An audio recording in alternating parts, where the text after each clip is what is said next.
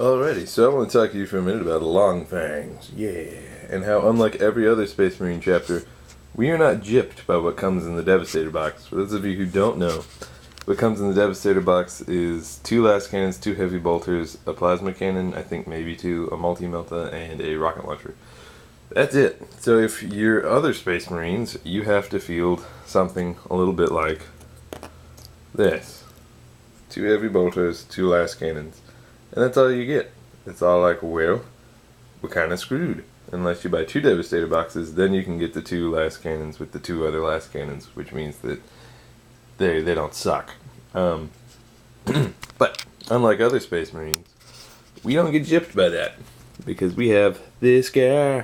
This guy is the Long Fang squad leader, and he allows us to allocate our shots to whoever we want to, squad-wise. As long as there's two targets, we can fire at 2 targets, and we can split the fire however we want. If we were dumb, we could put a last cannon and a heavy bolter, and then all these guys on another shot. Or if we were smart, we could put the 2 last cannons on one target, and then the 2 heavy bolters on a different target that's more infantry based. And then we have the plasma cannon, or I do anyway. If you wanted to go full versatility, you could, I guess, take the rocket launcher. But even then, I consider it debatable versatility. I take the plasma cannon because against something like Terminators or other Space Marines, it's awesome if you can ever get a direct hit with it. But with Ballistic Skill 4, which I usually play Orcs or Imperial Guard, so Ballistic Skill 4 to me is just so foreign. It actually, works out some of the time. But anyway, I have kitted mine with 2 heavy bolters, 2 last cannons, the plasma cannon, so that when it comes to infantry, I typically run these 3, and then they do a fantastic job of killing anything: Space Marines, Orcs, Guardsmen, Grey Knights, you name it. Between the volume of shots that I get for the heavy bolters and the low AP of and high strength of the plasma cannon, they do a really good job. The weak link, I would have to say, if there was one, are these 2. The last cannon is simply not the gun that it needs to be. When compared to Melta, a last cannon can never pierce a Land Raider. Well, it can, but its odds of killing a Land Raider are ridiculous. My friend has a Space Marine army. I think if you've watched our battle report that we should be putting out soon. Oh wait, no, it wasn't. Yeah, it's the same Space Marine army, but he's got a lot of last cannons, and those last cannons never even scratched my Land Raider. It never even took a glancing hit. It was painful to play. But anyway, so the last cannons I'd have to say are the weak link. If you're gonna go anti-tank, I would say Melt is a much better way. However, if you're trying to pop transports, then the last cannon's good for that. So that's kind of what I use them for. I leave the bigger stuff to bigger things. Then we have our Long Fang squad leader. Now, I've seen some weird things done with Long Fang squad leaders, like flamers, power fists, plasma guns. I'm a fan of the old standard way of running them. Bolt pistol and close combat weapon. I could see how the plasma gun could be useful.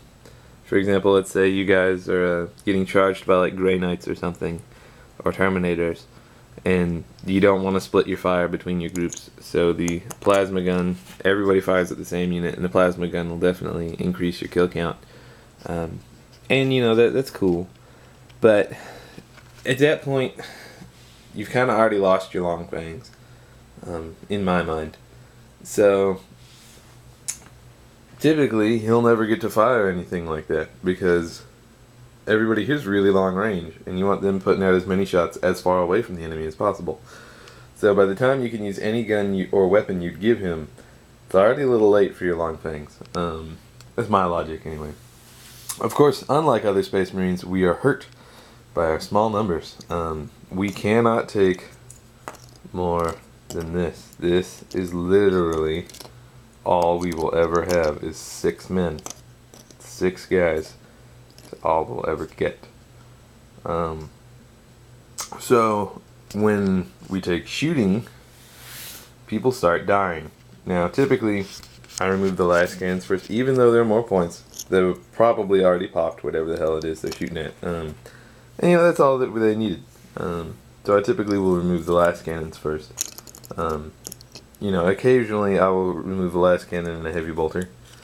That's how I do it, so they can keep their versatility. One last cannon's not as bad as two, I guess, because it's fewer points. You can try to justify it however you want. I'm becoming less and less of a fan of the last cannon. I originally loved it, but now I'm becoming a less fan. Let's talk for a minute about the models here. I've put the wolf skull there, trying to make it look more wolfy, and I gave them the pelt legs and the pelt shoulder pad, trying to make them look more wolfy. I've seen Space Wolves armies that typically don't have like even any wolf bits in the entire army.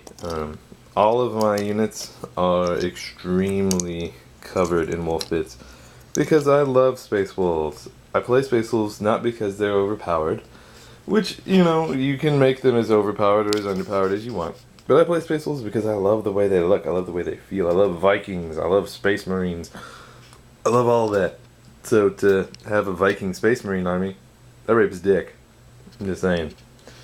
But thanks for watching, and that's my long Fangs.